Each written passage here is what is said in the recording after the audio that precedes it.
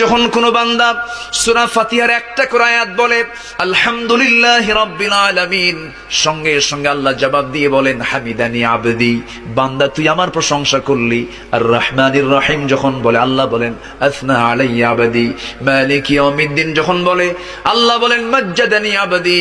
এরপরে যখন বলে ইয়াকা না'বুদু ওয়া ইয়াকা নাস্তাঈন পর্যন্ত যখন বলে আল্লাহ বলেন বান্দারে তুই আমার কাছে কি চাস, প্রাণ খুলে চা রে বান্দা।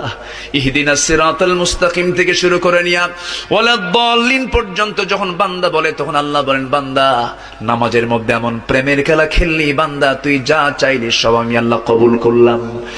ওই বান্দা যখন রুকুতে যায় আল্লাহ তখন অস্থির হন। ওই বান্দা যখন সিজদায় যাওয়ার জন্য প্রস্তুতি নাই, সমস্ত ফেরেশতাকে ডাক দিয়ে বলেন ও ফেরেশতারা, এই বান্দাগুলো আমাকে দেখলো না, রাসূলকে দেখলো না, কোরআনকে দেখে হাদিসকে বিশ্বাস করে আমাকে খুশি করার জন্য তার সবচেয়ে সম্মানজনক